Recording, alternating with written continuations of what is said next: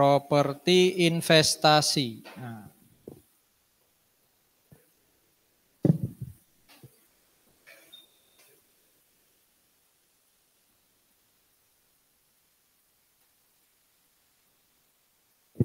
Oke, properti investasi ini nggak ada di buku apa? Nggak ada di buku Kiso and Wagen.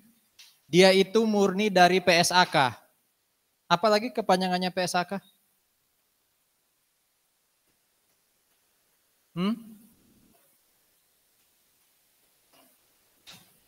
Ya. SAK-nya ada di situ tuh. P-nya apa? Pernyataan, Statement of Financial Accounting Standard, ya. Kalau bahasa Inggrisnya. Nah, ini PSAK-nya kalau Anda lihat, ini nomornya ya. Kecil di situ 240. Ya. Pertanyaan-pertanyaan seperti ini nanti akan kita temui, ya. Contoh, kira-kira yang nomor 3 ini nanti di dalam laporan keuangan dilaporkan seperti apa? Sebagai apa? Saya punya tanah bangunan, mau disewain ke orang lain. Itu kira-kira aset apa namanya di neraca saya?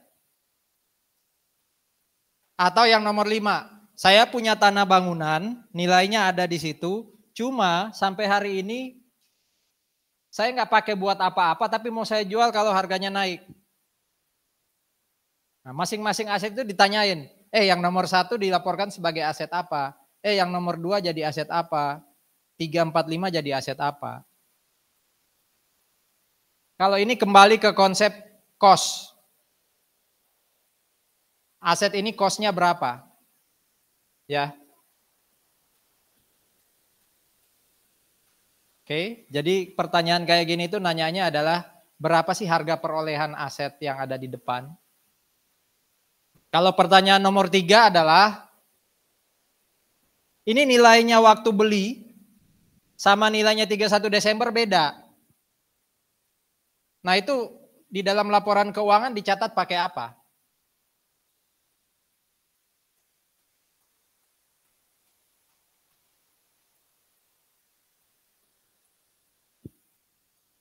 Ya, itu nanti pertanyaan-pertanyaan yang akan sering kita temui. Oke. Terus saudara, PSAK-nya yang lama, itu nomornya PSAK 13 tahun 2011. PSAK yang lama gitu ya. Nah, kenapa tadi di depan dia jadi 240? Karena mulai sekitar tahun 2022 atau 2023, nomornya PSAK itu diganti, disesuaikan dengan nomornya IFRS atau IAS. IAS ini kan nomor 40 ya. Supaya mudah diingat, itu diberi nomor belakangnya 40. Di depan tinggal diganti kodenya jadi 2, jadi 240. Ya, jadi dari sana sejarahnya kenapa sekarang nomornya 240. Yang lama PSAK 13. Ya. Nah ini nih. Di 2022 13 diganti jadi 240. Ya. Oke.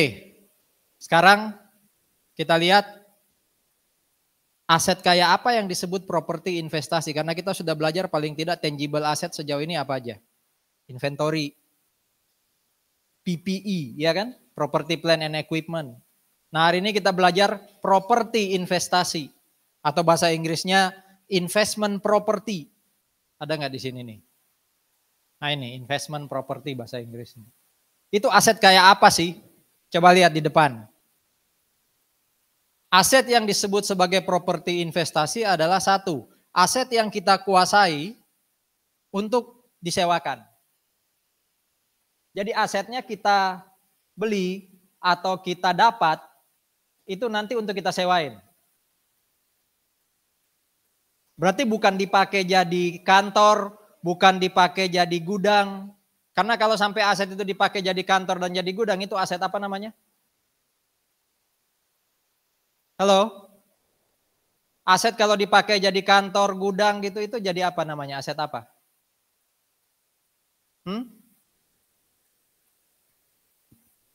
Apa nama asetnya kalau saya punya aset yang saya pakai jadi kantor atau gudang? Saya pakai dalam operasional harian perusahaan.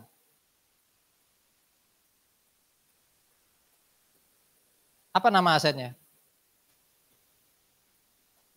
Halo? Apa nama asetnya? Saya tunggu jawabannya. Apa nama asetnya? Saya punya aset tidak memenuhi dua yang merah itu. Mau saya pakai untuk jadi kantor atau gudang. Itu aset apa? Di neraca mau dilaporkan jadi aset apa?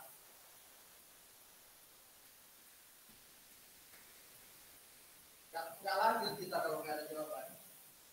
Mau benar salah, monggo, tapi tidak lanjut kalau tidak ada yang menjawab.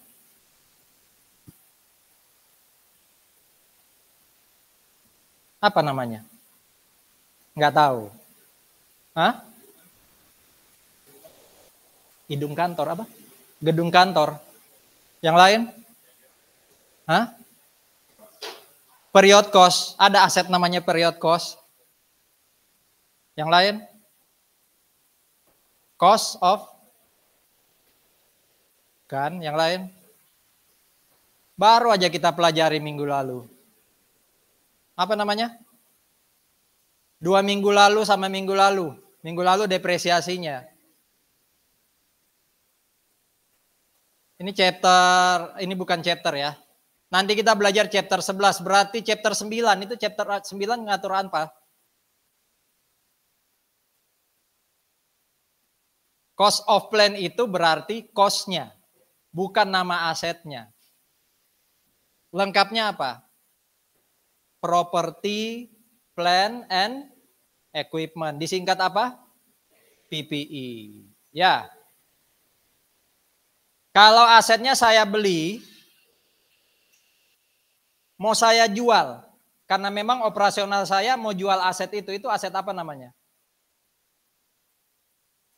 Saya punya aset, saya beli, karena memang akan saya jual lagi, karena aset itu adalah bagian dari barang dagangan saya, itu asetnya namanya apa? Merchandise inventory. Harus lengkap ya, karena inventory ada namanya supplies inventory. Berarti disebut merchandise. Nah, yang disebut sebagai properti investasi, apa tuh tujuannya? Dibeli supaya saya sewain ke orang lain. Kedua, apa katanya? Saya dapatkan atau saya kuasai supaya ada kenaikan nilai. Istilah lainnya apa ini ya? Bahasa bisnisnya apa ini? Saya beli sesuatu supaya ada kenaikan nilai, ya tentu akan saya lepas. Hah? Tujuan saya apa nih istilahnya? Capital gain, oke. Selisihnya atau keuntungannya namanya capital gain. Tapi tujuannya apa ini? Ini namanya tujuannya untuk spekulasi. Investasi atau spekulasi. Makanya namanya apa tadi? Properti investasi. Gitu ya, jadi bedain tujuan antara PPE, inventory, atau ini, properti investasi. Nah, karena disebut properti investasi, properti itu refer ke tanah dan atau bangunan. Bisa salah satu atau dua-duanya. Kalau bangunan pasti ada tanahnya ya, tapi kalau tanah bisa jadi nggak ada bangunan. Jadi yang disebut properti investasi itu apa? Tanah dan atau bangunan yang tujuan penggunaannya adalah yang merah ini nih. Berarti kalau saya punya aset yang tujuannya merah, tapi bukan tanah bangunan, itu bukan properti investasi. Ya. Tujuannya sama, mungkin saya beli untuk kenaikan nilai, tapi bukan tanah, bukan bangunan. Nah, itu bukan properti investasi. Kira-kira apa itu? Iya enggak, maksud saya aset apa itu? Saya beli tujuannya untuk spekulasi, tapi bukan tanah bangunan. Kalau mau masuk di neraca atau balance sheet atau statement of financial position itu aset apa namanya? Ya contoh kalau tadi ngomong emas gitu ya, itu kan bukan tanah bangunan, yaitu investasi, long term investment istilahnya. Atau bisa jadi itu PPE, bisa jadi ya. Untuk beberapa kasus dia PPI. Saya beli lukisan. Saya kolektor lukisan umpama. Kalau lukisannya naik harganya, demi gengsi saya jual gitu ya. Itu kan nggak saya pajang, tapi saya simpan. Kan memenuhi definisi ini. Nah, untuk aset-aset kayak gitu nggak bisa disebut properti investasi karena dia bukan tanah bangunan. Atau sebaliknya, ada tanah bangunan tapi tujuannya bukan yang merah, berarti juga bukan properti investasi. Berarti definisi properti investasi adalah tanah dan atau bangunan yang tujuan pemakaiannya untuk disewakan atau untuk spekulasi. Ya, ada pertanyaan dulu? Nah, cara kita menguasai, di sini katanya menguasai ya. Itu ada dua caranya. Cara pertama adalah dibeli. Dibeli dan kita punya hak milik. Makanya ada SHM. Ya. Atau cara kedua adalah kita sewa dari orang lain dan kita mungkin punya apa? Sertifikat hak guna. HGB, ya kan? Kita nggak perlu punya hak milik, tapi kalau kita menguasai itu, ya, menguasai tanah bangunan tadi dan tujuannya untuk yang merah, itu juga apa? Properti investasi. Nah, saudara-saudara, kalau bicara sewa, sewa itu ada dua jenis di akuntansi. Ada yang namanya operating lease. Operating lease.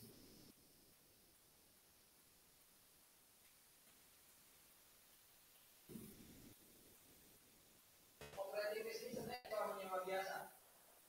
Biasanya jangkanya jangka pendek, kurang dari 1 tahun. Ya. Karena ini operating lease, berarti uang yang saya bayar untuk sewa itu jadi rental expense. Rental expense to cash. Rent expense to cash. Tapi ada sewa berikutnya namanya ini nih.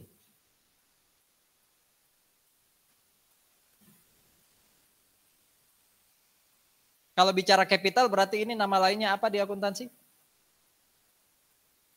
Capital ini di akuntansi elemennya apa? Aset, liability, atau equity? Saya sudah jelaskan sejak awal, ya. Anda itu masih pakai pendekatan dinosaurus, ya. Mungkin dari guru SMA-nya. Capital itu adalah aset. Makanya masih ingat istilah kalau interest itu dijadikan aset, istilahnya apa? Yang 2 minggu lalu. Bayar interest tapi nggak jadi interest expense, melainkan jadi building. Itu istilahnya diapakan? Kapitalisasi. Kapitalisasi berarti kan dia jadikan aset. Jadi kalau disebut capital itu aset, bukan equity. Laporan perubahan itu bukan laporan perubahan modal, tapi laporan perubahan equity. Ya, jadi jangan pernah lagi berpikir modal itu atau capital itu adalah equity, itu aset. Artinya apa kalau capitalis? Kalau ini kan jurnalnya adalah rent expense di debit, kreditnya adalah cash. Ini sama, kreditnya adalah cash. Tapi debitnya apa? Aset, betul. Karena ini apa? Capital. Nama asetnya nanti kita pelajari, tapi yang pasti aset, bukan expense. Kalau expense itu operating lease. Berarti kalau saya sewa aset dari orang dalam bentuk tanah bangunan, ya, dan bentuk sewanya capital lease, tuh katanya ya, bentuk sewanya capital lease.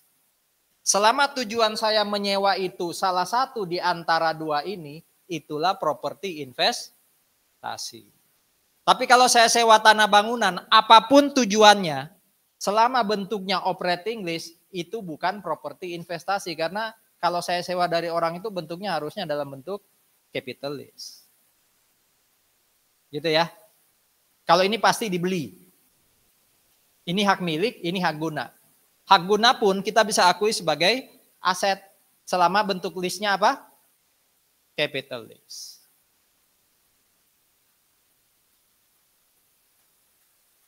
Nah, kalau yang ini bukan properti investasi. Kalau yang kira-kira jadi aset apa?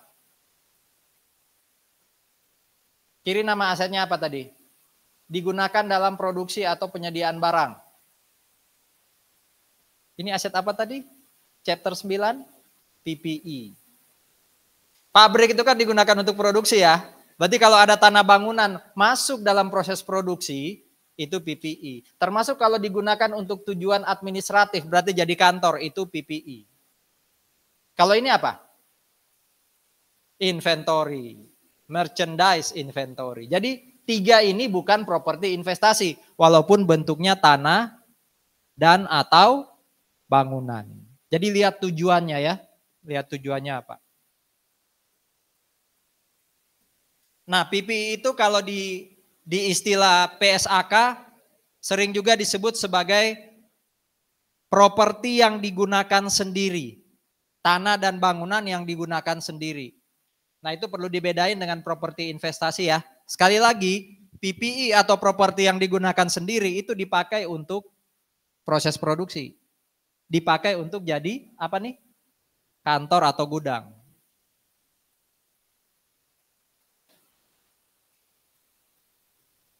Ini adalah contoh-contoh properti investasi. Saya sebut contoh berarti bisa jadi lebih dari ini ya. Anda baca ya contohnya ya. Ini contoh properti investasi. Kenapa yang nomor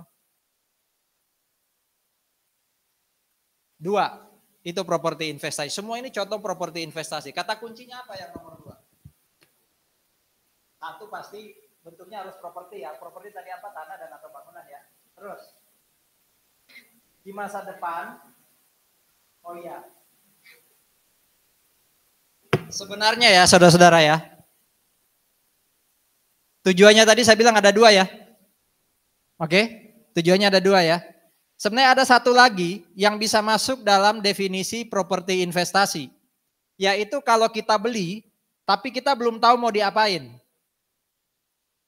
Ada nggak yang kayak gitu? Beli sesuatu, pokoknya biar uangnya ada bentuknya.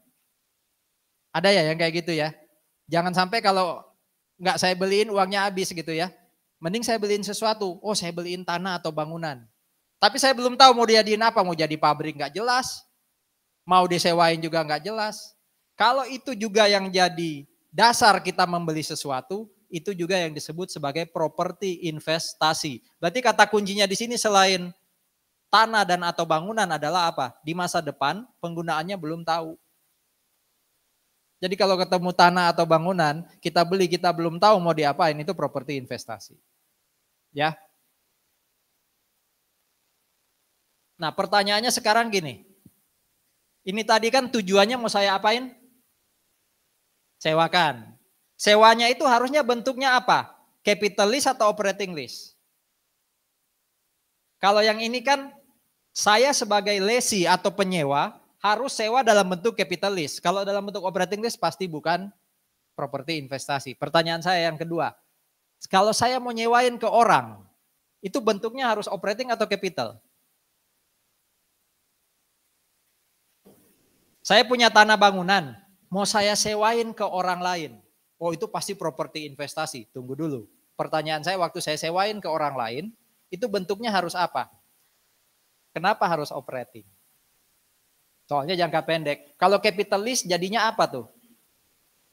Kalau capital lease siapa yang ngakuin nanti? Saya atau orang yang nyewa? Orang yang nyewa. Berarti kan nggak ada lagi di saya. Masuk logika dia, ya kan? Jadi ketika saya sewain ke orang lain, bentuknya harus operating. Tapi kalau saya sewa dari orang lain, bentuknya harus apa? Capital. Gitu ya. Makanya di sini, coba baca nih. Ya, bangunan yang dimiliki oleh perusahaan melalui capital lease, tapi disewa ke orang lain pakai apa? Operating. Gitu ya. Berarti kalau saya sewa dari orang lain pakai operating, udah tutup mata, pasti bukan properti investasi. Saya sewa dari orang lain pakai capital, bisa jadi properti investasi. Kalau saya sewain balik pakai operating, tapi kalau saya sewain pakai capital, ya udah lepas tuh, bukan aset saya lagi. Ya. Jadi ini kata kuncinya adalah disewa pakai capital, disewain pakai operating. Jangan heran ya, kok bisa ya saya sewa dari orang, tapi saya sewain lagi. Ini bukan bicara soal legalitas, bukan hak milik yang ada SHM. Makanya tadi bentuknya apa? Hak guna kan? Kalau saya punya hak guna, ya bisa saya sewain lagi ke orang lain secara akuntansi. Ya, tergantung bentuknya operating atau capital. Nah, kalau ini kan merchandise inventory. Saya punya tanah bangunan tapi mau dijual ke orang lain karena saya real estate developer. Oh, itu inventory itu. PSAK-nya bukan 240 tapi 202. Saya punya, nah kalau ini beda. Kalau ini bangunannya itu mau dijual ke orang lain. Karena saya mungkin tadi real estate. Kalau ini saya lagi bangun bangunannya. Umpama Petra ada tanah kosong mungkin di lapangan parkir mau dibangun lapangan olahraga tuh. Saya jadi kontraktornya. Nah, selama proses membangun bangunan tadi, ya, PSAK-nya itu pakai PSAK ini, bukan PSAK properti investasi, bukan PSAK persediaan. Ya. Jadi dia belum atau bukan sebagai properti investasi. Ya. Karena dia masih dalam proses pembangunan. Gimana kalau saya sewain ke orang lain pakai capital lease? PSAK-nya beda. PSAK-nya 116.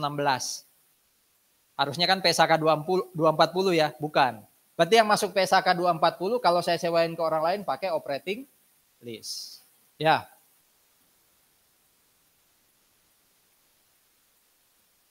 Slide ini tuh maksudnya gini. Jadi bahasanya serumit itu ya, tapi intinya gini.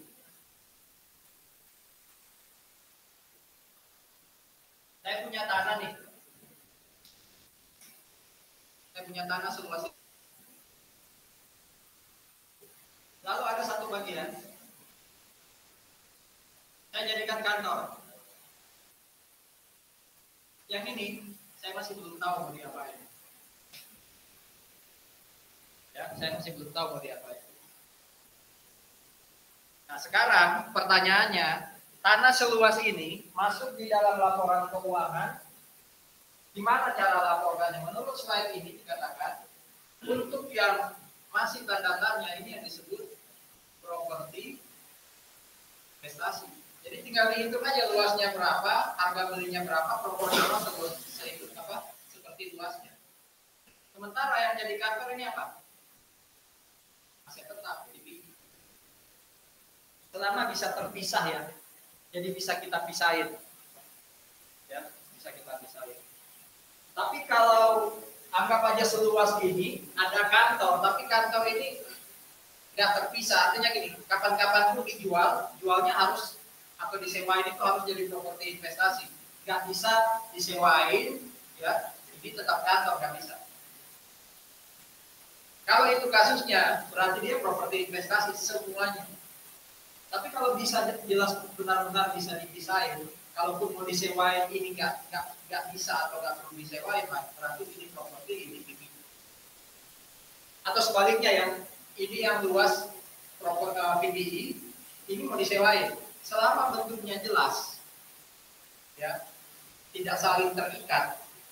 Jadi ini kalau disewain monggo, sisanya dipakai jadi kantor, ya, berarti harus dipisah juga penggunaannya. Tapi kalau nggak bisa dipisah, ya, satu saat mau disewain harus disewain semua, atau satu saat mau dijadiin kantor harus dijadiin kantor semua. Berarti dilaporkannya jadi satu. Gitu ya. Ya tergantung luas dan harganya nanti dibantu.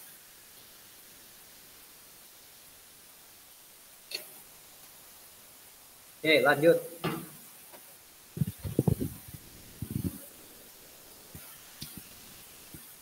Anggap aja Anda punya bangunan. Bangunannya itu apa ya? Hotel. Yang terjadi kalau hotel itu kan kita nyewain, ya betul ya, nyewain kamar ya kan? Nyewain kamar jangka pendek atau jangka panjang? Kan jangka pendek, berarti operating lease ya. Oke, pertanyaan saya sekarang, apakah hotel itu, kalau kita yang punya ya, properti investasi, PPI, inventory atau aset apa itu hotel? Buat kita, gedung hotelnya. Termasuk rumah sakit. Saya punya rumah sakit, bukankah kamar-kamar itu sebenarnya kamar sewaan, ya kan? Kamar itu kan sebenarnya disewain. Pertanyaannya, apakah hotel dan rumah sakit itu contoh PPI, PI, properti investasi, atau inventory? Kalau inventory kayaknya kamu bilang nggak akan juga ya. Berarti tinggal pilihannya PPI atau PI. Properti investasi atau aset tetap. Apa? Termasuk kos, punya kos-kosan ya. Lain kita. Itu dia nyata properti investasi atau aset tetap. PPE. Apa data PPE? Kan disewain. Operate apa? Operating list pula. Jadi defaultnya harusnya properti investasi. Harusnya defaultnya ya. Tapi coba kita lihat slide di depan. Slide di depan itu ngomongnya gini. Ya, slide di depan itu ngomongnya gini. Jasa utamanya kan jasa sewa. Betul? Jasa utamanya jasa sewa. Sekarang ada jasa tambahan nggak atas tanah bangunan yang disewain tadi? Ada biasanya. Apa contohnya? Kebersihan. Saya nyewain bangunan ini, terus saya menyediakan jasa kebersihan. Pertanyaannya sekarang, apakah jasa kebersihan itu signifikan, penting atau tidak terhadap transaksi sewa? Maksudnya gini, kalau Anda menyewa bangunan ini, terus Anda tanya, Pak, ada cleaning service-nya nggak? Terus saya bilang, oh sorry, ya ada tapi nggak mesti jasanya. Ya kadang ada, kadang enggak. Terus Anda bilang, saya nggak mau sewa itu. Atau mungkin jasa tambahannya selain jasa sewa apa keamanan, Pak? Ada security-nya. Yang sediain Bapak sebagai yang punya atau saya sebagai yang sewa, Pak? Oh, ya Anda dong yang jaga keamanan sendiri.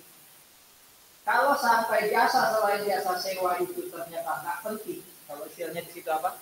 Nggak signifikan. Itu properti investasi. Saya ulang ya. Jasa utamanya jasa sewa. Kita nyewain sesuatu kayak hotel, rumah sakit, kos-kosan. Ada nggak jasa lain selain jasa sewa? Oh tadi apa? Keamanan dan kebersihan. Pertanyaannya keamanan dan kebersihan itu yang sediain siapa? Ya. Apakah jasa keamanan dan kebersihan itu jadi syarat untuk disewa tempat itu atau enggak? Kalau itu jadi syarat, berarti orang nggak akan ke situ kalau nggak ada jasa keamanan atau kebersihan. Itu bukan properti investasi. Tapi kalau nggak jadi syarat atau dengan kata lain apa tuh? Tidak signifikan. Berarti itu properti investasi. Jadi gampangnya jasa tambahan tidak signifikan atau tidak penting itu properti investasi. Jasa tambahan jadi signifikan atau penting itu PPI atau aset tetap. Sekarang saya nanya, di hotel mau nggak minat kalau nggak ada keamanan? Barang kita gampang di situ. Nggak mau. Berarti jasanya signifikan ya. Properti investasi atau bukan? Bukan. Itu adalah PPI. Paham ya? Nah sekarang kasih contoh dong. Sewa menyewa tanah bangunan yang properti investasi. Berarti kalau pun ada jasa lain tidak terlalu signifikan. Kos-kosan masih masuk PPI ya. Walaupun mungkin ada jasa, saya dulu kos di pinggir hampir ke tol, tapi di permai yang paling tinggi. Itu lumayan lah buat saya karena dicuciin sama ada nasi putih. Walaupun nasi putih nggak terlalu ngaruh karena saya beli di luar makan nasi ya. Cucinya itu yang menurut saya penting. Ya. Tapi pertanyaannya kos-kosan itu jasa lainnya penting atau enggak? Penting ya. Berarti buat ibu kos itu apa? Bangunan kos-kosannya apa buat ibu kos? PPI. Nah contohnya apa dong? Sewa menyewa yang bangunannya itu dianggap properti investasi karena ada jasa tambahannya yang tidak begitu penting. Apa? Kontrakan. Oke. Kebersihan kan ditanggung sendiri yang kontrak ya. Atau keamanan dia yang apa? Yang nanggung sendiri. Berarti buat pemilik rumah kontrakan itu PI properti. Tapi menurut saya itu masih terlalu jauh contohnya. Yang paling dekat ya hukum. Saya punya ruko umpama ya, satu area gitu ya, terus ada yang sewa. Walaupun di depan itu ada security, tapi kan security itu kompleks kan, bukan per rumah ya, bukan per ruko. Berarti ruko buat saya, walaupun saya kasih jasa tambahannya kasih signifikan, tapi buat saya apa? Properti invest, gitu ya. Contoh hotel itu apa? Hotel itu ada activity, properti yang digunakan. Ada pertanyaan dulu? Saya ulangi ya, kalau ada jasa tambahan, supaya disebut properti investasi, jasa tambahannya tidak signifikan. Karena kalau jasa tambahannya jadi signifikan, dia properti yang digunakan sendiri atau PPE. Oke?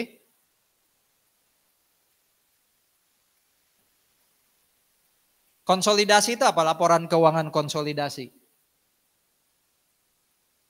Apa laporan keuangan konsolidasi? Tahu perusahaan induk dan perusahaan anak ya? Umpama ini PTA. PTA beli sahamnya PTB. Ini yang disebut induk. Ini yang disebut anak. Anggap aja B, sewain properti, tanah atau bangunan ya, disewain ke PTA, pakai operating lease. Berarti di laporan keuangannya PTB ada apa? Properti investasi. PTA juga bikin laporan keuangan sendiri tapi dia nyewa, ya, dia nyewa. Berarti yang laporkan sebagai aset adalah B. Masalahnya A dan B ini harus bikin laporan keuangan yang namanya laporan keuangan konsolidasi. Jadi gabungan laporan keuangan A dan B. Berarti kalau di dalamnya ada PI, seakan-akan di sini harus masuk PI-nya, ya kan? Tapi kan nggak ada orang yang menyewakan terhadap dirinya sendiri, ya kan? Berarti di laporan keuangan konsolidasi ini nggak ada PI. PI-nya adanya di mana? Laporan keuangan sendiri-sendiri. Jadi kalau ada kayak gini nih, laporan keuangannya ada 3. Punya A, punya B, dan konsolidasi. Kalau ada PI, PI-nya itu dilaporkan di salah satu. Bukan di konsolidasi. Itu maksudnya slide ini. Ya. Jadi di laporan keuangan konsolidasi nanti hilang properti investasinya.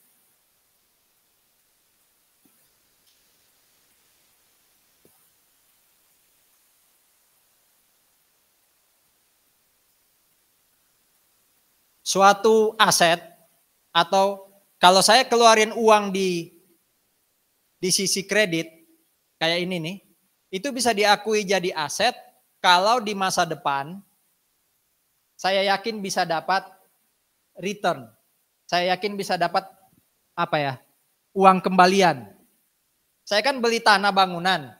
Kalau sampai saya beli tanah bangunan tapi di masa depan saya nggak yakin dapat duit, itu bukan aset. Itu bisa jadi expense atau loss. Jadi kalau saya beli tanah bangunan dan saya yakin tanah bangunan ini di masa depan bisa ngasih duit ke saya, nah itu aset. Ya. Tapi kalau sampai saya nggak yakin, di masa depan tidak ada manfaat ekonomis yang saya dapat, itu expense. Ya. Dalam praktek gimana kita bisa yakin? Ya hitungan bisnis kita yang main. Kalau di soal gimana ya? Soal yang akan ngomong. Di masa depan ada keyakinan bahwa uang akan masuk ke perusahaan. Ya. Syarat kedua supaya bisa jadi aset itu adalah harganya bisa diketahui. Karena kalau harganya nggak bisa diketahui, gimana caranya bikin jurnal? Ya. Oh ini properti investasi di debit. Cashnya berapa? C. Nggak bisa tak hitung. Ya. Kalau nggak bisa dihitung berarti jurnal nggak bisa dibuat. Ya. Berarti 2 syarat ini harus terpenuhi supaya dia bisa dicatat sebagai aset. Dalam hal ini nama asetnya apa? Properti investasi. Nah, yang disebut cost apa saja sih? Prinsip cost yang kita belajar minggu lalu. Sejak inventory dan PPE. Semua pengorbanan kita untuk bisa dapat tanah dan atau bangunan. Semua uang yang kita keluarkan, yang wajib kita keluarkan supaya tanah bangunan siap kita pakai. Kalau uangnya itu tidak wajib, walaupun kita tetap bayar, itu expense. Ya. Ini nih, biaya-biaya yang nanti akan jadi cost of property investasi. Ya.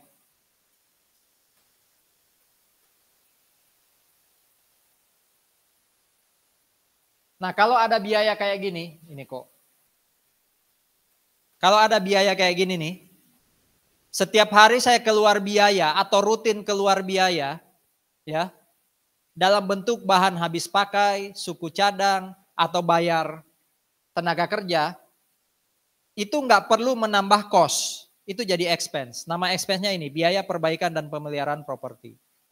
Contoh, kok AC-nya rusak terus ya? Diperbaiki. Nggak berapa lama, diperbaiki lagi. Ganti suku cadang, bayar si siapa? Si tukang servis. Nah itu masuk di biaya ini nih namanya. Tidak perlu nambah cost. Kecuali kayak contoh minggu lalu saya punya rumah, saya sewain tapi belum ada kolam renang. Saya bikinin kolam renang. Nah kolam renang itu keluar biaya anggap aja 500 juta. Nah 500 juta itu menambah properti investasi. Ya properti investasinya bertambah. Atau saya cat. Sekeliling rumah saya cat. Dengan saya cat itu kan berarti dalam tanda kutip useful life-nya kan nambah. Nah itu berarti uang untuk ngecat rumah, termasuk biaya apa tenaga kerja untuk ngecat rumah, itu nambah properti investasi. Tapi kalau pengeluarannya dalam tanda kutip hanya yang hijau-hijau ini, itu dijadikan expense. Nama expense-nya ini, biaya atau beban perbaikan dan pemeliharaan properti.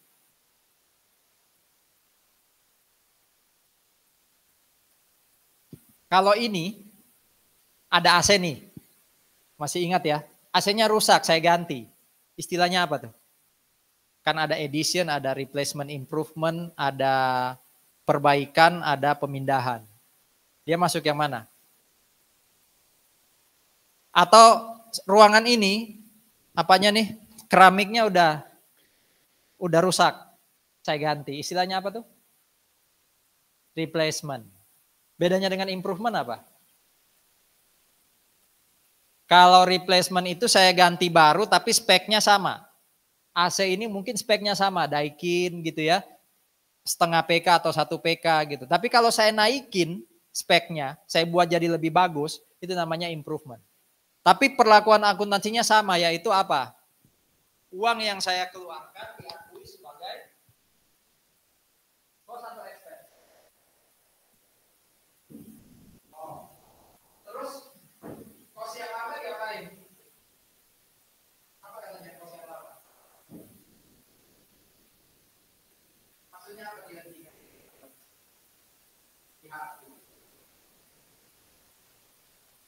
Contoh ya, di ruangan ini kan properti investasi kalau saya sewain ya.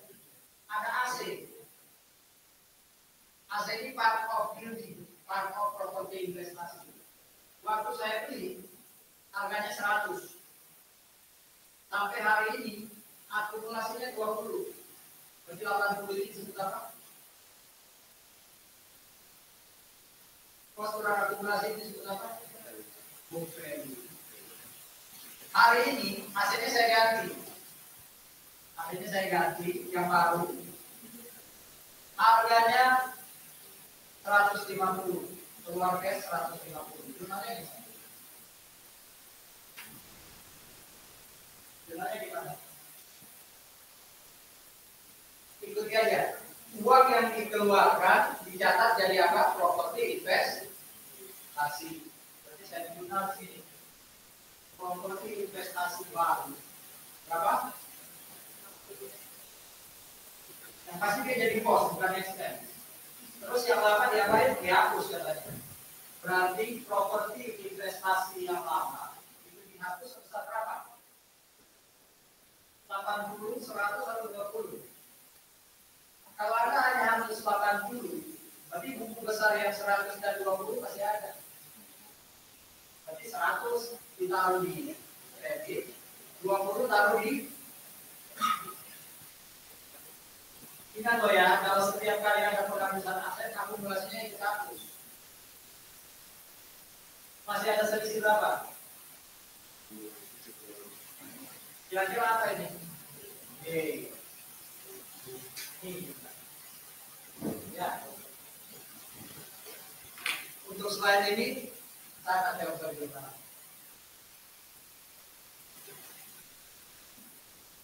Kenapa yang lama harus dihapus? Kok nggak nambah aset baru aja? Kenapa hanya properti? Sorry, ada yang belum jurnal, makanya kayaknya belum ya. Apa yang belum jurnal? Apa? Berarti apa diskusinya? Loss ya? Lossnya sebesar ini kan? Hanya komplainnya ini ya. Loss.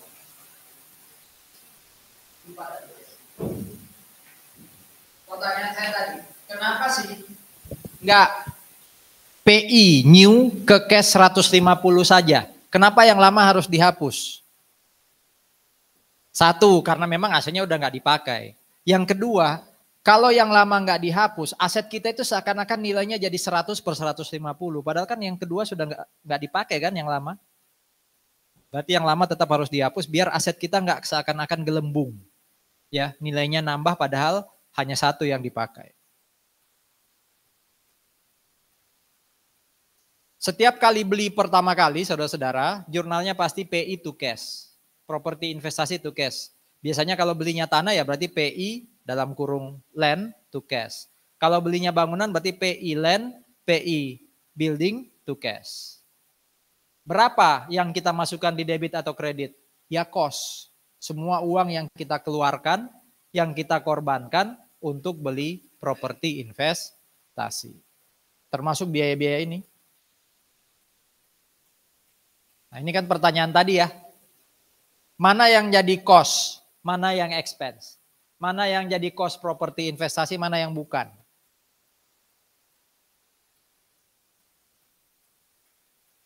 Kita kalau nggak bayar ini bisa nggak dapat properti investasi? Nggak bisa, berarti ini cost. Cost of PI. Kalau ini, oh wajib. Nggak bisa kita kalau nggak ada notaris. Ya, broker dalam beberapa kondisi bisa kita cari sendiri ya. Iya kan? Kecuali ada tambahan. Transaksi ini nggak bisa kalau melewati broker. Tapi broker itu defaultnya adalah apa? Expense harusnya ya. Karena tanpa dia pun kita bisa dapat. Broker ini wajib. Ya, ini berarti bukan. Ya, ini expense. Pajak-pajak ini apa? Wajib nggak kita bayar? Oh ya, ini berarti properti investasi. Ya. Berarti 1M 10, 1M 110, 1M 160 ya. Properti investasi 1M 160 di debit ya. Terus biaya broker atau broker expense di debit 5. Kreditnya cash. Cashnya berapa? 1M 165. Betul nggak? Buat sendiri jurnalnya ya, nggak saya catat di papan. Biaya-biaya ini bukan cost. Biaya-biaya ini bukan cost. Pertanyaan saya ini apa contohnya? Apa contohnya biaya perintisan kira-kira?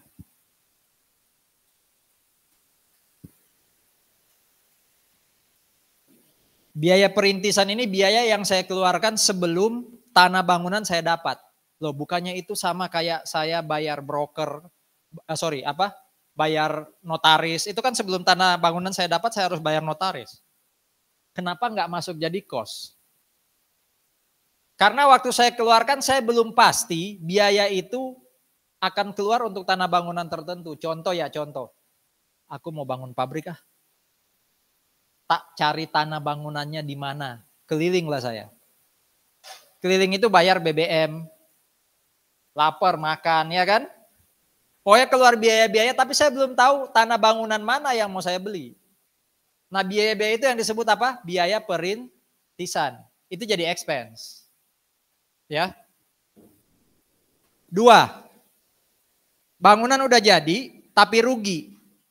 Ya ruginya jangan ditambah ke cost, ini jadi loss. Bayar bahan baku untuk bangun bangunan. Harusnya kan bahan baku itu apa? Cost ya. Tapi ini bahan bakunya apa? Boros. Kalau boros dia jadi expense, nggak boleh jadi cost. Ya. Jadi 3 ini walaupun terkait dengan tanah bangunan, dia bukan cost. Makanya disebut tidak termasuk cost, tidak termasuk biaya perolehan. Ini maksudnya apa? Maksudnya pembayaran ditangguhkan itu apa? Pay later. Maksudnya apa? Berarti saya sudah dapat tanah bangunan, tapi bayarnya besok-besok. Entah saya angsur, atau sekaligus saya bayar 2 tahun lagi, 3 tahun lagi. Tak beli tanahmu ya. Berapa? 1M. 1M-nya tapi tak bayar 2 tahun lagi. Berarti 1M-nya itu nilai kapan? Masa depan atau nilai sekarang? Saya ulang ya. Ada garis nih. Janjian beli tanah bangunan. Saya beli tapi kalau langsung saya bayar. Kalau langsung saya bayar ya pay itu cash. 1M. Tapi pertanyaannya adalah muncul ketika 1M-nya itu bisa. Saya bayar 2 tahun lagi 1M-nya. Berarti ini kan apa? Berarti berapa nilainya di sini? Ini kan berarti bukan pay itu cash, tapi pay itu accounts payable. Pertanyaan berapa nilainya di sini? Gimana cara cari nilainya di sini? Kita apain nilai ini? Chapter 5. Present. Kalau hanya 1 berarti sini 1. Tapi kalau di sini 500 berarti apa? Itu ya, itu maksudnya. Ini contohnya. 1 Januari 2025 setuju beli tanah harganya 1M. Transaksinya dengan cara ngangsur pembayaran setiap 1 Januari selama 5 kali mulai 1 Januari 2026. Jadi 200, 200, 200 sampai 5 kali.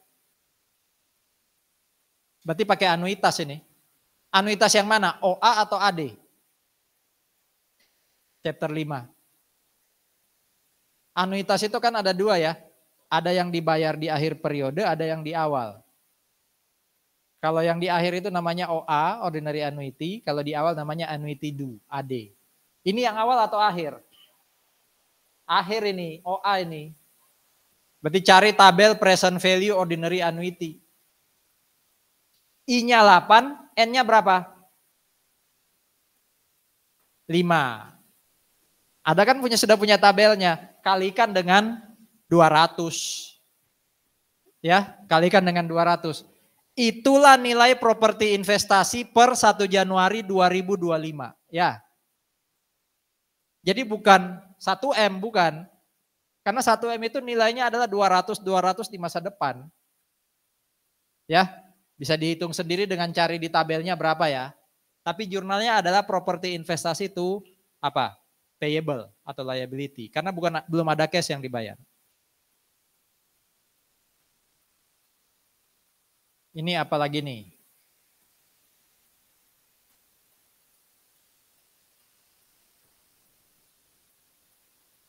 Ini kalau saya beli atau dapat aset pakai apa? Sewa. Kalau ini kan saya beli, walaupun saya nyicil. Kalau ini enggak, saya dapat asetnya dengan cara sewa. Kalau saya dapat aset dengan cara sewa, maka saya bandingkan 2 ini. Ya, saya bandingkan 2 nilai ini. Ya, mana yang lebih rendah? Ya, mana yang lebih rendah? Contoh nih. Nanti kita belajar sendiri sih soal sewa. Jadi ini untuk diketahui aja ya.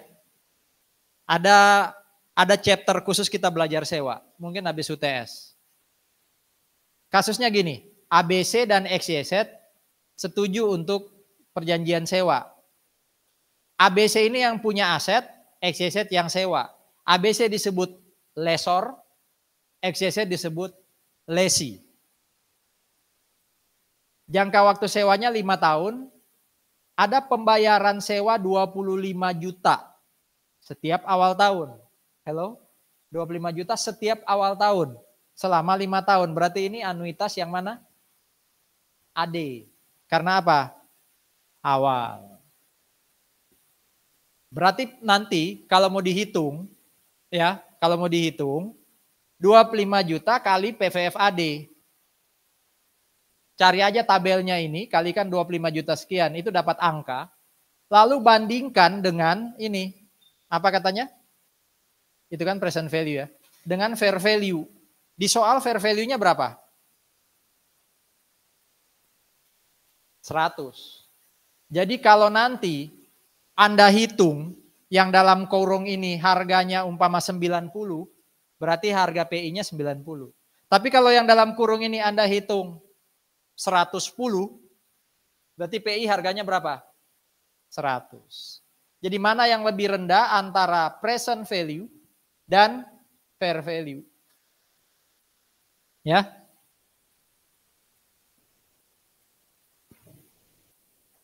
Pak, berapa Pak ya? Dihitung aja Anda cari tabel ini kalikan ya. Kalau ketemu angka, bandingkan angka dalam kurung ini dengan 100. Itulah properti investasi. Mana yang lebih rendah itulah properti investasi. Ada lagi yang namanya premium. Ada lagi yang namanya premium. Premium ini mirip kayak apa ya? Kayak nyimpan duit, tapi bukan duit sewa. Ya, nyimpan duit tapi bukan duit sewa. Kita lihat nih. Tanggal 1 Januari setuju sewa tanah yang fair value-nya 1M. Ya. Masing-masing ada setoran 5 kali, harganya 250. Ya. 250 kali 5 kan sudah lebih dari 1M ya. Berarti kan ada pembayaran sewa yang lebih di situ kan. Nah, itu yang disebut apa? Disebut apa? Premium. Ya, itu yang disebut premium. Cost-nya itu hitung pakai ini. Cari tabel, kalikan 250. Premiumnya adalah hasil hitungan ini kurangi 1M. Ya. Sebenarnya ini nggak ditanya, tapi intinya gini, kalau ditanya, berapa sih cost of property investasi? Ya ini. Ya, ini. Kalau ditanya berapa premiumnya? Ini kurangi dengan 1M. Kelebihannya itu nanti dikurangi 1M, itulah yang disebut sebagai premium. Sengaja saya nggak nunjukin angkanya ya, karena Anda saya yakin sudah punya tabel Excel-nya, tinggal dicari, Anda kalikan.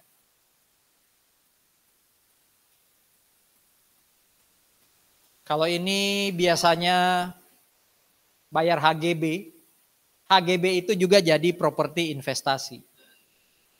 Jadi kalau kita nyewa lalu bayar HGB, uang yang kita keluarkan untuk HGB itu juga properti investasi.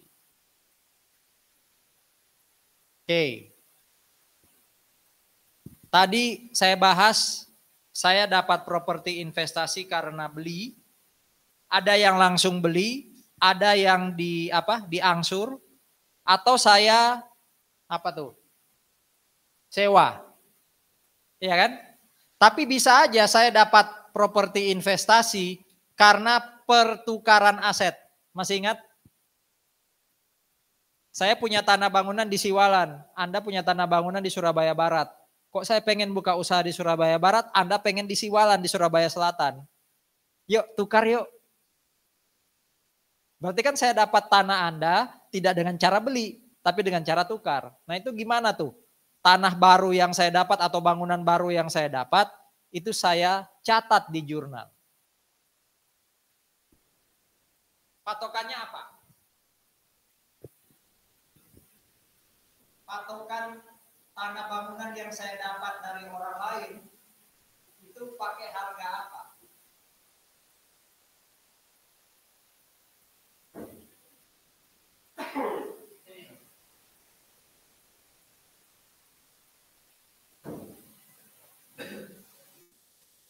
Saya pernah bikin tabelnya.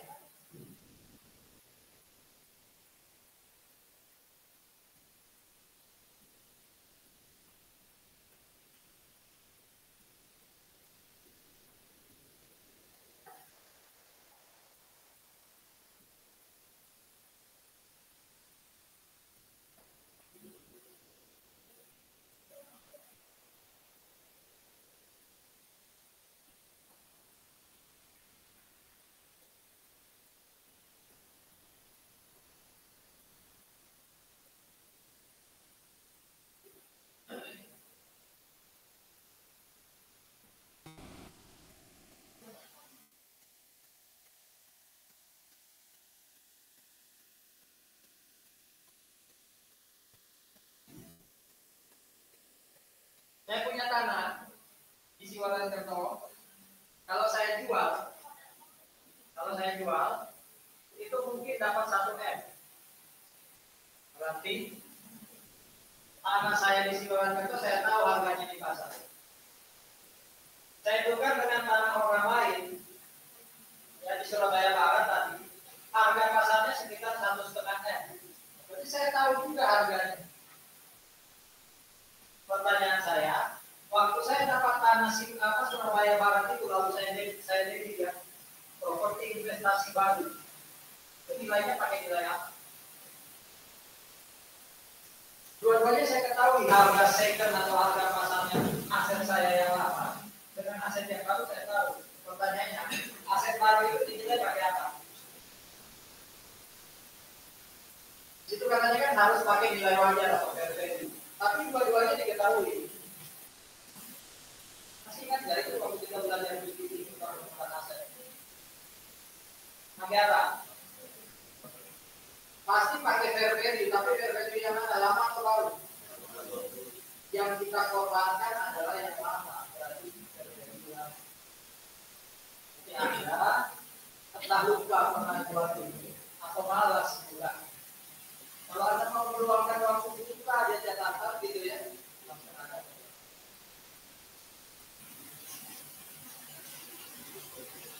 Kalau ini gampang diketahui. Fair value-nya diketahui. Lama yang diketahui baru enggak. Berarti apa? Pakai fair value. Kalau yang ini lama nggak diketahui fair value-nya, baru diketahui ini berarti pakai fair value. Kalau dua-duanya nggak diketahui, pakai apa? Value apa? Lama. Pokoknya yang kita korbankan apa? Kita kan mengorbankan yang lama, berarti itulah yang kita jadikan acuan. Nih contohnya nih, anggap aja kita ABC. Berapa harga properti investasi yang kita dapat dari XYZ? Kebetulan nggak ada jawabannya nih, coba dihitung. Kita ini ABC, punya tanah harganya 100, bangunan harganya 100, akumulasi 20. Saya tukar dengan bangunan baru, miliknya XYZ, kosnya 100, akumulasinya 10. Kebetulan harga tanah saya 70, punya XYZ 95. Makanya saya kasih duit tambahan. Ini namanya tukar tambah. Jurnalnya gimana dari sisi ABC?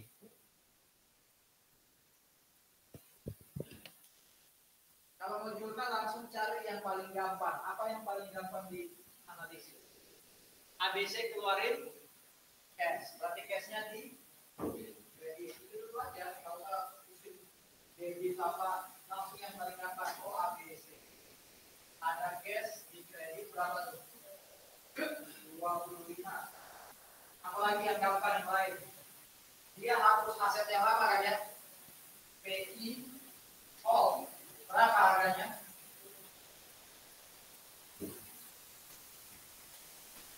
Ini kan harga pasar. Tapi harga belinya kan. Apalagi yang perlu dihapus?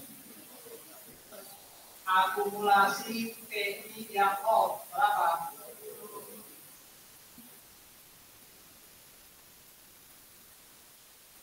Sekarang kita hitung berapa pengorbanan kita untuk dapat PI yang baru.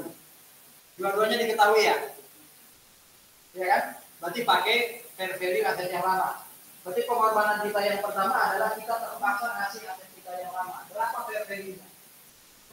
70. Apa pengorbanan kedua kita? Selain kasih aset lama, bayar cash. Cashnya berapa? 25. Berarti pengorbanan kita adalah 70 plus 25. Oke, itulah nilai. Ini kebetulan aja loh ya. 70 tambah 25 kebetulan ini ya. Tapi kalau saya keluarin cash hilang dari ini, bukan berarti aset baru saya segitu juga. Pokoknya ini ditambahin. Nah, dalam kasus ini berarti PI baru berapa? 9. Masih ada selisih debit atau kredit? Berapa?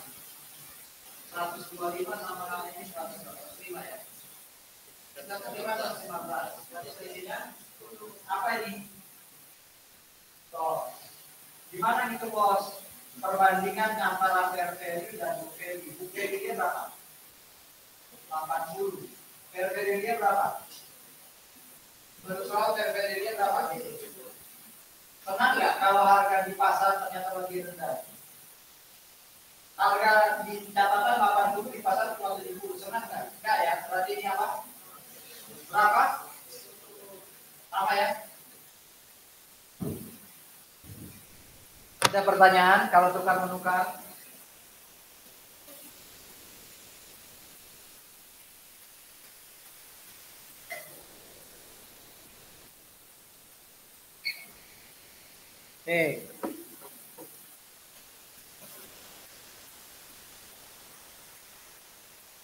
Semua jurnal yang saya buatin tadi, itu jurnal waktu kita beli properti investasi pertama kali. Silakan kalau ada pertanyaan. Jadi waktu pertama kali kita beli, pertama kali kita tukar, pertama kali kita berutang, itu semua tadi jurnal sudah saya buatin. Ada pertanyaan nggak?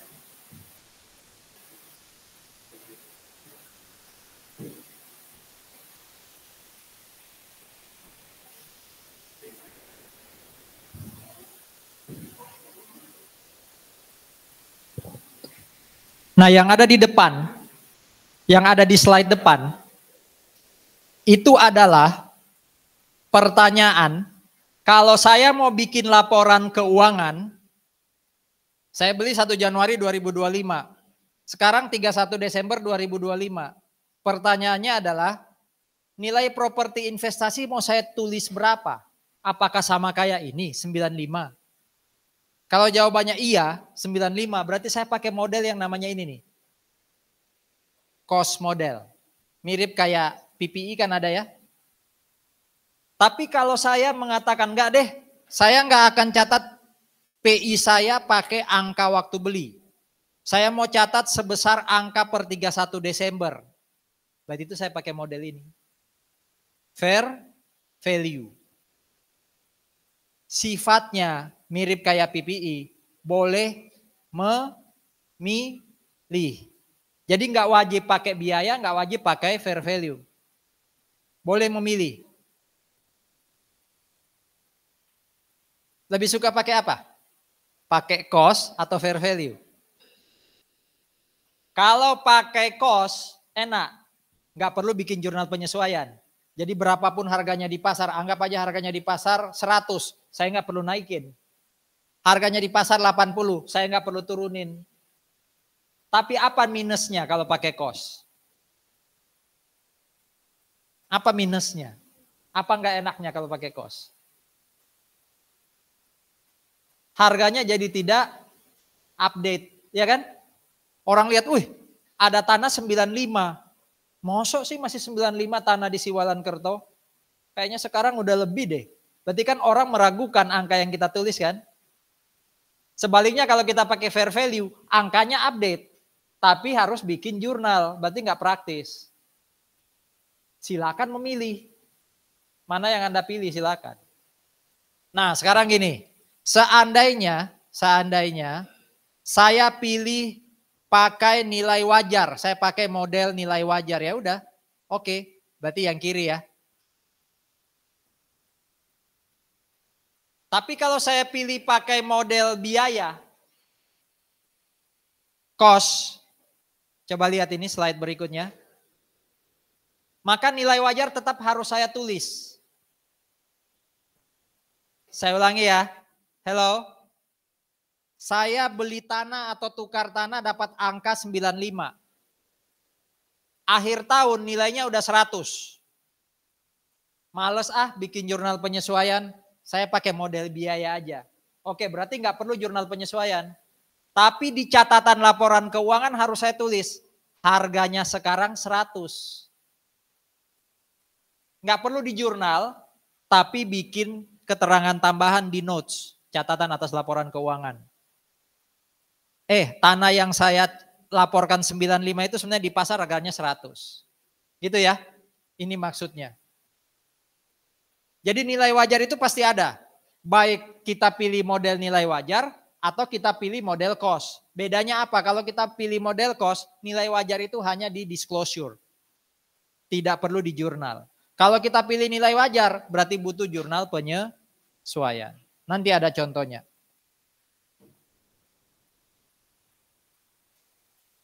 Ini nilai wajar ya. Pokoknya nilai waktu tanggal laporan keuangan, tanggal 31 Desember.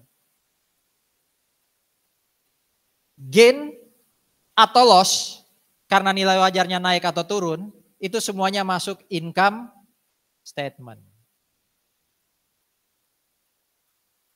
Tolong buatin jurnal tanggal 1 Januari. Jurnalnya gimana tanggal 1 Januari?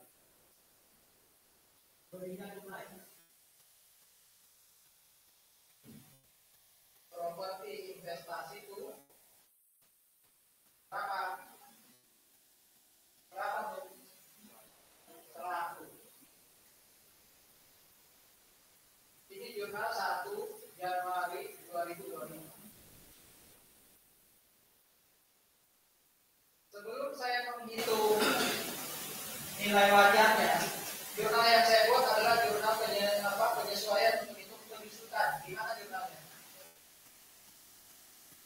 Gimana jurnal penyusutannya? Halo, jurnal penyusutan itu apa definisinya?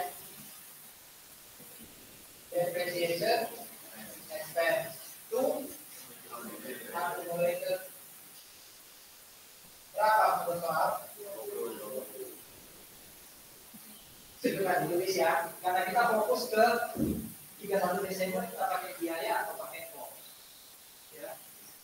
Anggap saja kita pakai model fair value, kita pakai model nilai wajar. Ini ada PI buku besar saya 100, ada akumulasi di kredit berapa? 20. Nah sekarang ternyata nilai wajarnya 75. Kalau ada nilai wajar 75 berarti 100 ini saya hapus tinggal 75. Gimana caranya supaya 100 menjadi 75? Jadi ada kredit berapa? Akumulasinya ini harus nol. Gimana caranya biar nol? Jadi jurnalnya apa? PI saya kredit 25, akumulasi saya debit berapa? Ini jurnal tanggal 31 Desember 2025. Karena saya memilih fair value. Tapi masih ada selisih berapa ya?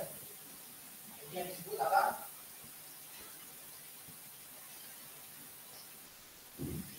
Kerugian karena penurunan nilai.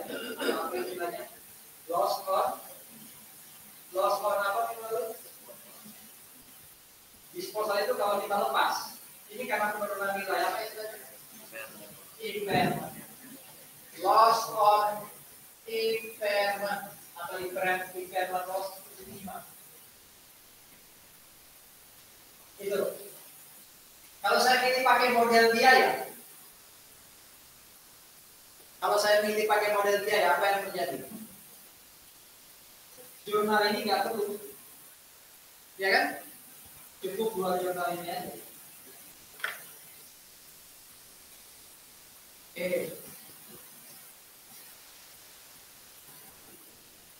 Ini kan? Akumulasi dan ruginya ada di debit, kreditnya adalah properti investasi.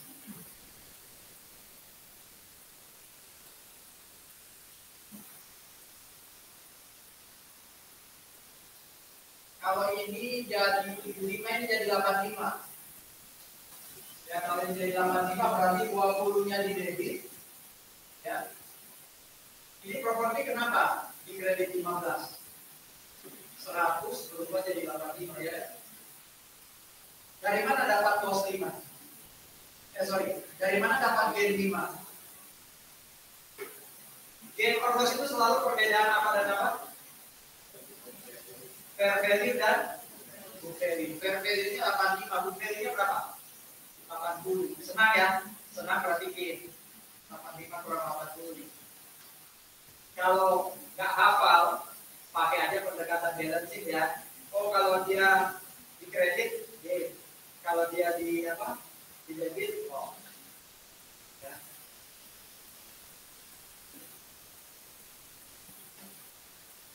Kalau nilai biaya, model biaya, udah langsung aja cost-nya kurangi akumulasi bulan ini 100 kurangi berapa?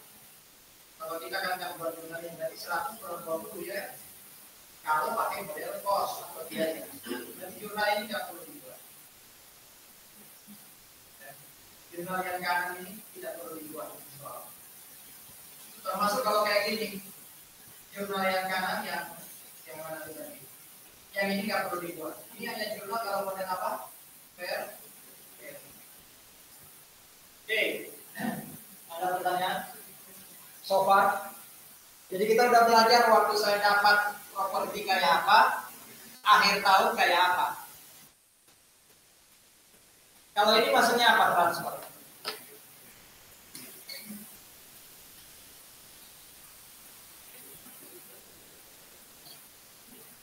Transfer itu maksudnya apa? Transfer itu intinya gini. Tujuan saya berubah. Tolong sebutkan tujuan saya untuk dapat properti investasi tadi apa?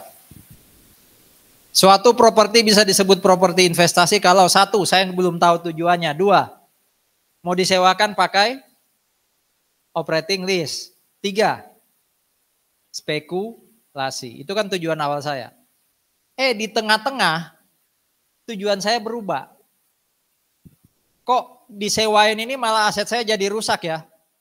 Udah deh, saya jadiin kantor. Berarti awalnya PI berubah jadi apa? PPE atau PPI. Ya.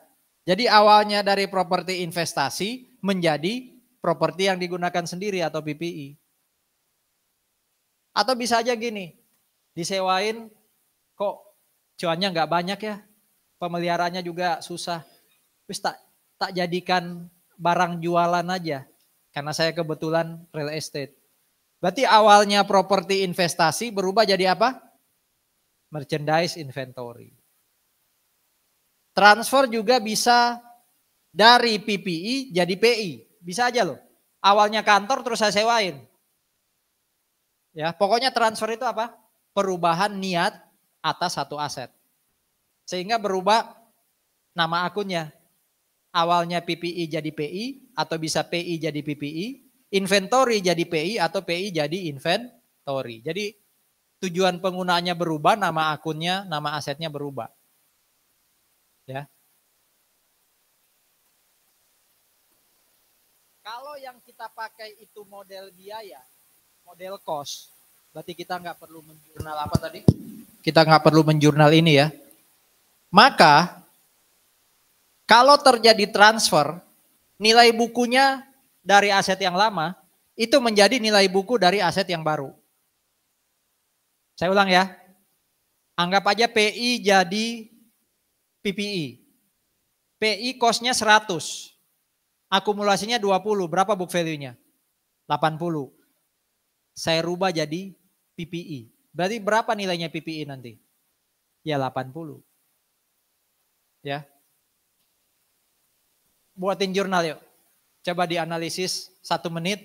Terus nanti saya tulis di papan. Benar nggak analisis Anda? Silakan. Ada jurnalnya? Oh ada jurnalnya ya. Jangan di enter.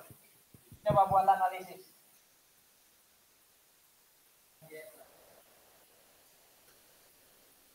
Ada properti investasi 100, akumulasinya 25. Di 31 Desember nilainya kalau saya jual 85, tapi saya nggak jual. Saya ganti awalnya PPI dan awalnya PI jadi PPI. Masih pakai model biaya. Cari dulu book value-nya PI. Berapa book value-nya PI di sini? Book value. Bukan cost. 75. Tadi apa katanya? Book value aset yang lama itu akan menjadi cost aset yang lama. Berarti berapa cost-nya? PPI 75. Berarti Anda kalau mau debit PPI 75. Ya kan? PI kan hapus. Udah bukan lagi PI dia. Berarti di kredit 100. akumulasi juga dihapus. Di debit dia 25. Makanya PPI itu sama dengan book value-nya PI. Ini contoh transfer dari apa ke apa nih? Dari PI menjadi PPI. Ya. Ada pertanyaan dulu. Nggak ada gain dan loss ya.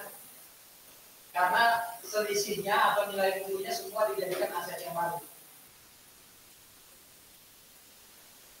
Ini dari apa jadi apa? Awalnya apa, terus dirubah jadi apa?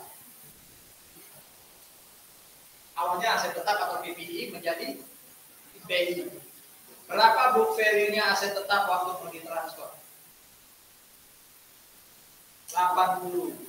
Berarti nanti nilai atau cost-nya PI jadi 80. Oh iya, karena ini model biaya ya, ini nggak usah Anda lihat. Ini cuekin. Ya, ignore. Ini ignore nih. Ya, kita pakai model biaya. Berapa tadi? Cost of PI 80. PPI tadi 100 di kredit, akumulasinya di debit 20. Model biaya lebih gampang ya kalau transfer ya. Ada lagi enggak? Ini dari apa jadi apa? Dari inventory jadi PI.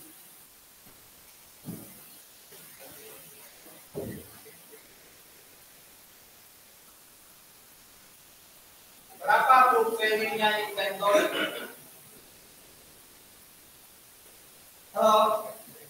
Kalau inventory itu per 31 Desember pakai nilai apa nih? Kalau PPI kan cost kurangi akumulasi, boleh memilih bandingkan dengan fair value. Kalau inventory namanya apa? Per 31 Desember. Mungkin belum begitu hafal. Lower of cost or at cost-nya berapa di situ? Berapa yang artinya? Oke, berarti berapa nilainya per 31 Desember? Ini book value-nya inventory. Inventory jadi PI, berarti PI-nya ya 90. Ya kan? PI-nya jadi 10. Inventory-nya di kredit 100 sesuai dengan cost, penurunan nilainya di debit 10. Ya, allowance to reduce the value of inventory. Ada kok nama akun in Inggrisnya di chapter inventory. Atau kalau Anda mau tulis di sini COGS juga boleh. COGS to inventory boleh. Yang pasti properti investasi nilainya bukan 100 tapi 90.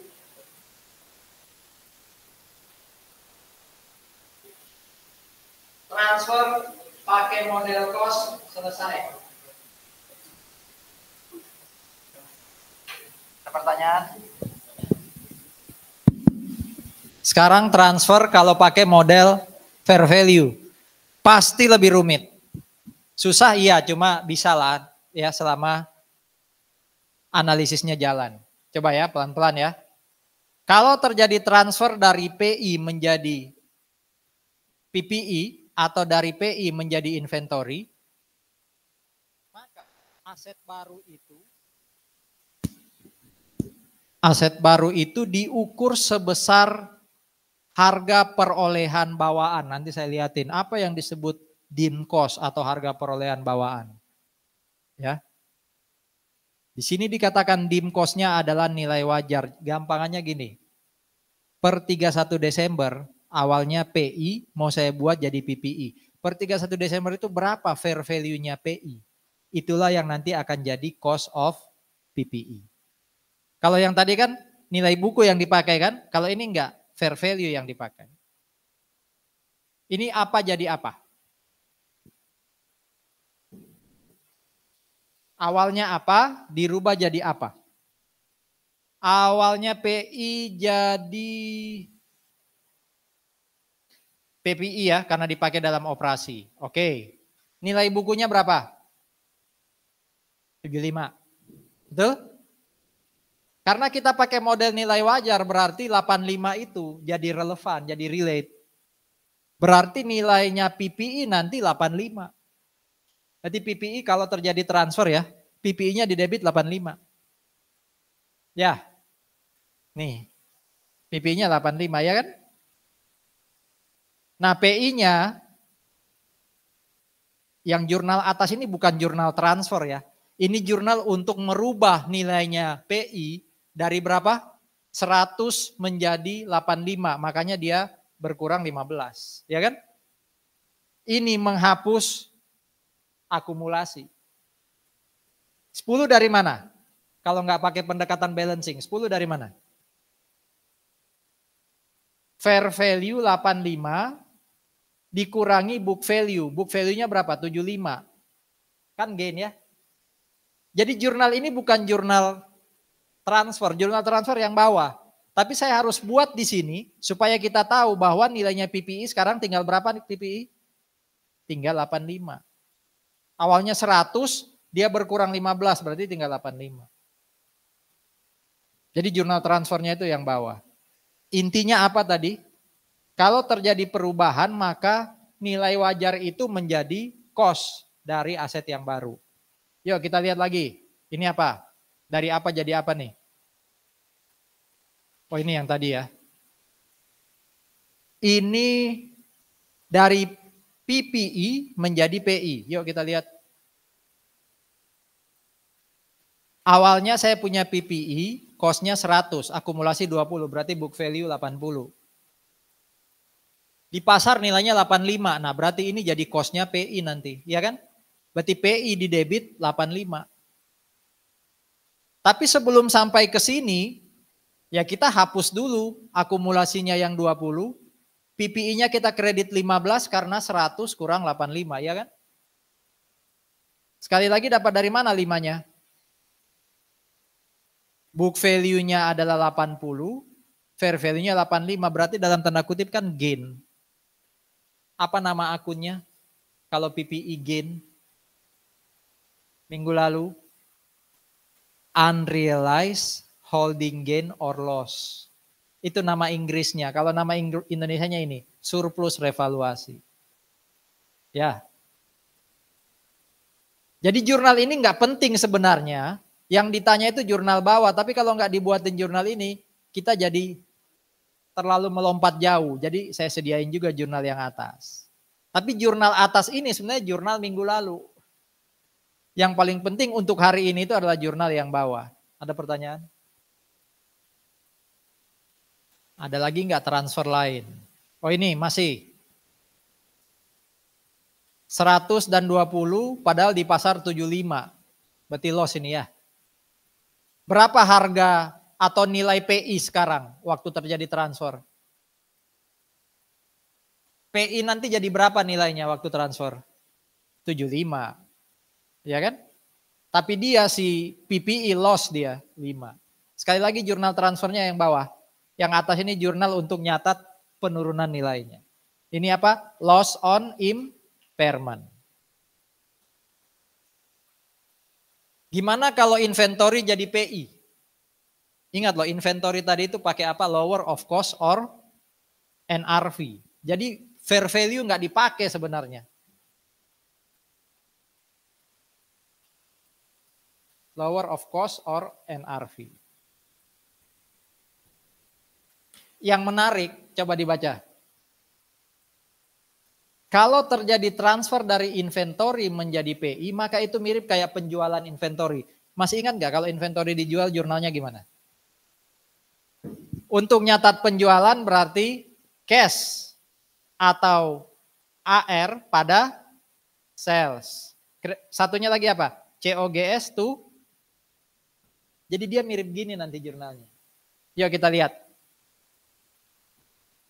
Mirip bukan berarti kayak gitu ya. Tapi dikatakan diperlakukan kayak penjualan inventory. Lebih tinggi cost atau NRV?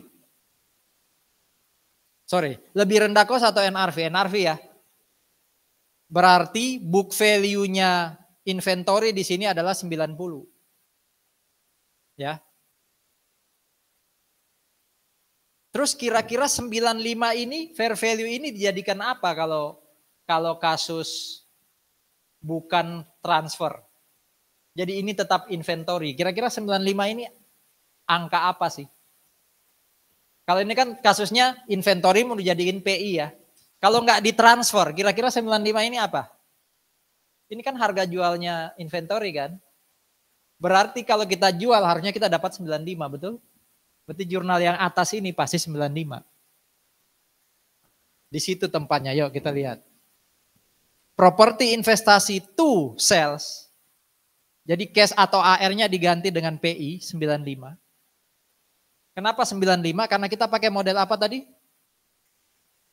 Nilai wajarnya aset yang lama itu jadi nilai wajar aset baru. Aset barunya PI. Nilai wajarnya inventory berapa tadi? 95.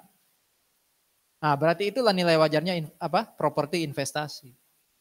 Nah, yang 90 jurnal kedua. COGS to inventory 90. Gitu ya. Ini kan mirip kayak jurnal penjualan nih. Kalau yang atas, ya, kalau yang atas ini adalah jurnal untuk nyatat penurunan nilai dari inventory. Tapi jurnal transfernya itu yang ini ya, saya kasih batas. Berarti yang bawah ini. Ini jurnal transfernya. Ada pertanyaan?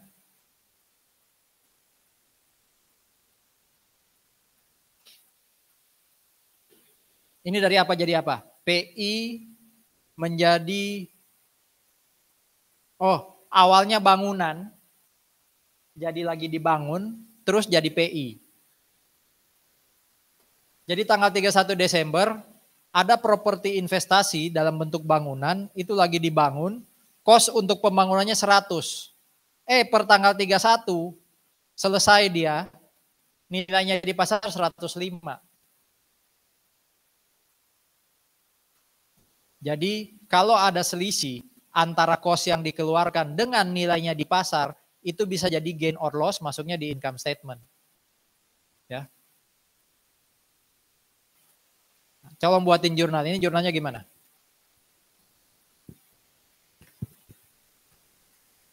PI-nya pastinya ikut apa?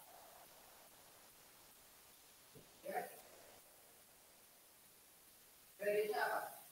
Ini yang mungkin masih baru buat Anda. Kreditnya apa? Di kredit berapa harusnya?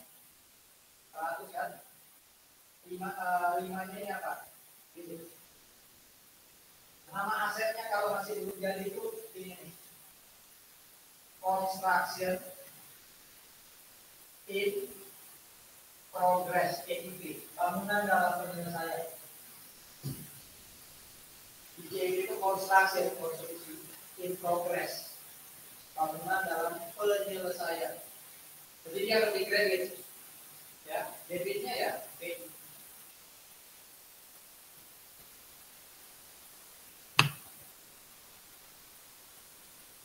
Nah ini yang pelepasan. Pelepasan itu bisa karena dijual, bisa karena anggap aja tanah bangunan ya, kita bakar, kita musnahkan. Ya, itu pelepasan.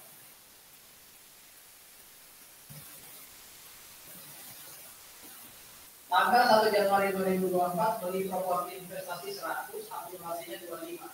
31 Desember dijual, waktu itu dapat harga 70. Ya udah cash sama kredit 70.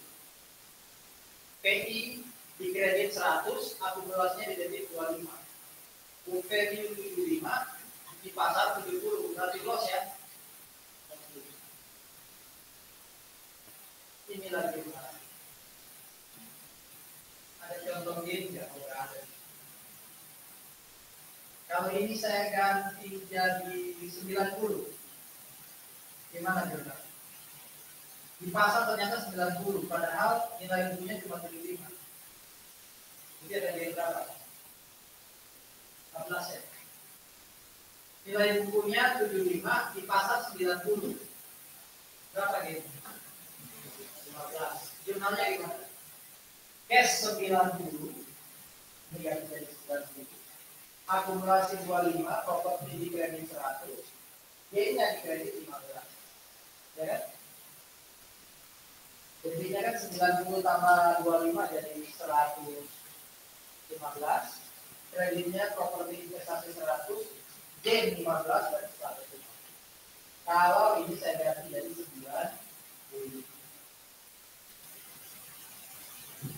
Oke. Ini masalah pengungkapan. Ya, ini masalah pengungkapan. Butuh istirahat sebelum masuk chapter 11. Berapa menit? Ini 9 lewat 5. 9.15 masuk ya. Oke, silakan.